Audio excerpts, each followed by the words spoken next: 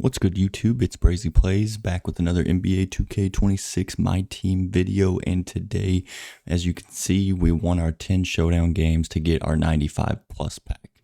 So this pack is actually a NBA guaranteed pack. I thought at first it was the same as the Park win streak or the Park 25 game ones, but there are no WNBA players in this pack, so that's a huge W. I don't know for sure. I don't think you can get hidden gems, and I don't know for sure about wild gems, but I think from what I've seen, most people are getting cards that were in packs. So a lot of like these different cards over the year. So we're going to go over and look at, who like our like top like 3 to 5 options would be. So, recently we've got like cards like Grant Hill that wouldn't be bad, but wouldn't be the greatest. Who do we have in Flash set? Josh Smith is decent, but his release is not the greatest. Zach LaVine would be a pretty elite pull. Don't want Jamal Murray. And then if we look at, we already looked at Feaston, right? Oh, then we really don't want anybody from Feaston. If we got anybody, I'd probably choose Danny Granger. From the other different sets or from the previous seasons, Devin Booker would probably be a top 3 to 5 option in my opinion. James Harden and KD would both be really good options. Cooper Flag would not be bad. I wouldn't be insanely happy about MJ, but I wouldn't be upset either. Kristaps would probably be in that top 5 for me. David Robinson wouldn't be bad. John Wall would be like usable. Vince Carter kind of the same way, but not like if I could choose guys. Dirk would be the only person on the Stardust that I wouldn't be like upset about. And then from the My Team Festival, we got basically Chris Mullin. LaMarcus Aldridge is a good card, so I wouldn't be mad about him. Don't know if Chris Mullin would probably play for me just because his jump shot's insane, but not really wanting him. But a lot of the good ones came out in the first season, so don't want anybody from old school, but from Limitless, actually we don't want one from there either. Green Machine has Dr. J and Tatum. Dr. J would probably be the first choice out of everybody, unless you can get Wemby. If you can get wild gems, Wemby would probably be the best option. Anthony Davis or Carmelo would not be bad either. But even if you go to like game on the first set, this Kawhi Leonard is probably one of those cards that I would say is up there for one of the better options. Jimmy and Giannis would both make my team. Wouldn't be upset with them. But yeah, I mean, there's a lot of bad cards that can come out of this. But for my lineup, I mean, there's a decent chance we get somebody that can play. I've also apparently you can get Galaxy Opals, so obviously probably a less than 1% chance to get that. But apparently people have been pulling them, so it'd be awesome if we could get Shai Gilgeous or Paulo Banchero or somebody like that, Josh Giddey maybe. But yeah, I mean, position wise, if we could get an elite big man, like if Wemby is an option, I mean, obviously he would be insane. We do need one more kind of like size type piece. If we got an elite small forward or shooting guard, that wouldn't be bad. If we get a really good point guard, like Devin Booker or something, I would not be too upset having to replace Dylan Harper and moving Michael Carter-Williams to the bench. But yeah, that's kind of where we're at with the team and what we're looking for. Let me know if you guys grinded it and if you guys thought Showdown was pretty challenging or pretty easy. I won 7 games pretty quick. I think I won 7 out of like 10. And then I don't know if it was just because I won 7 games in a relatively short period of time, but I just kept getting matched up with absolute god squads. And it wasn't like people that were bad at the game, because in those 7 wins, there were some teams with a lot of opals and some of the better pink diamonds, but they weren't very good at the game. But I like the last 3 games, it took me a lot. I lost a lot of games trying to get those last 3. So let me know if you guys ran into a ton of sweats. I am up into like almost tier 5 now, I think. So I did not move a ton doing this, though. I think I went up like 1 tier. But yeah, I mean, it pushed us to 39 wins. We need 1 more to get 20,000. we're going to try to get the 75 this season, and then I might not even do the rest of the triple threat ones and just take the legend badges with this one. But yeah, let's get into the pack and let's see who we can get. Like I said, just somebody that can make the team is really all I want. So first off, let's see if we can get lucky and get an opal. I doubt it. We're probably going to see the pink diamond glow here, but let's see. Okay, so we do get a pink diamond. Okay, so I'm trying to think of what position I want to see pop up the most. So there's a lot of bad centers and power forward pink diamonds, but those probably have the potential to be the best cards.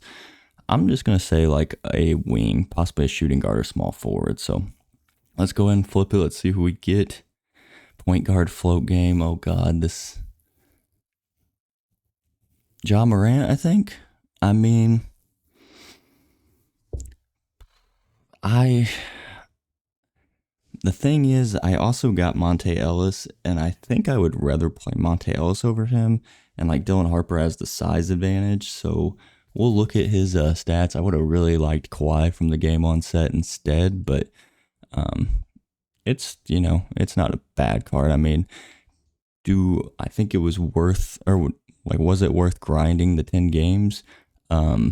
For me, probably not at this point, knowing that I got Ja Morant. But he's 6'2", so he's shorter than Monte.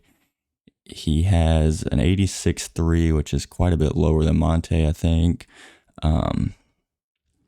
Defensively, he's a liability. He does have a 90 steal, and then he has a 97 speed and 97 speed of ball. So he's quite a bit worse than Monte. We'll take a look at his jump shot and just see if that's enough to make him playable. Let's actually put Monte and Ja Morant in here, and we'll look at them both kind of side by side and see who kind of plays better in game. But overall, like I said, I mean, it's a free pink diamond, so I'm not gonna complain too much. It does suck when you grind and don't get something that's like a guaranteed to make your team. I mean, I played a lot against this card, and he definitely seems really good. I mean, the speed is obviously there. I think his jump shot might be a little bit better than Monte's, but it's obviously not crazy.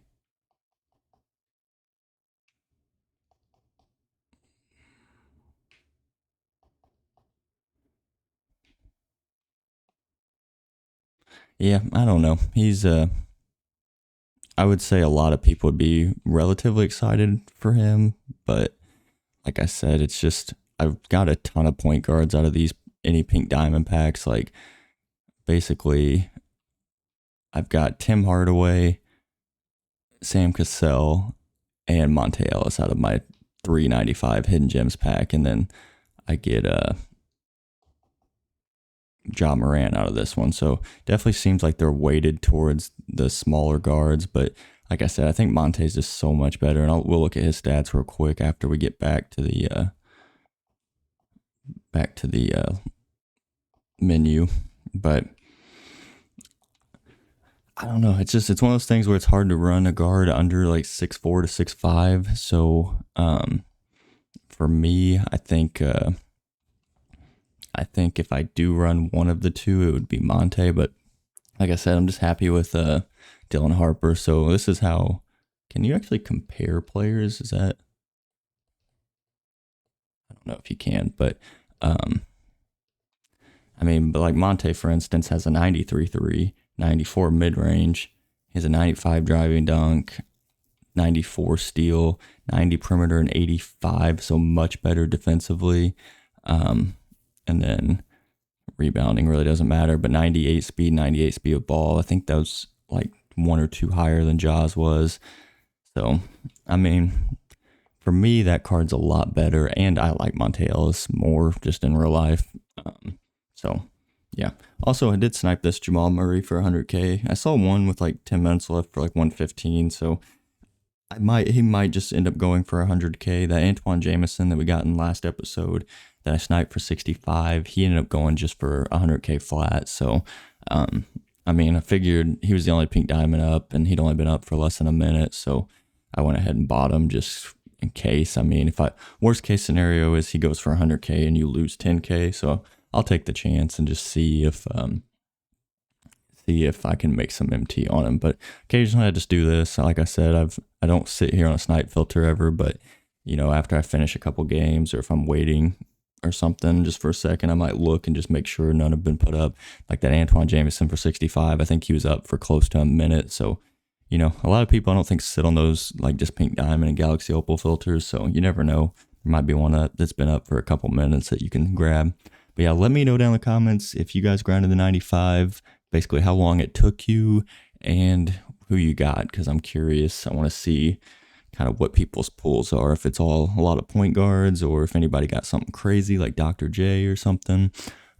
But yeah, hopefully we get another one of these or a couple more of these around Christmas time, or maybe even a Galaxy Opal. Hopefully then some of the stuff in the future with the 95s, it starts to become option packs, because pink diamonds are starting to get a little outdated. So sitting here and grinding 10 showdown games for a card that's most likely not going to make your team is kind of rough. But if you get that option pack, you know, let's say you get Kawhi Leonard, John Morant, and let's just say Chris Webber. I mean, at the very least, you got Kawhi that you could pull or put in your lineup. So that's my opinions. Let me know you guys's.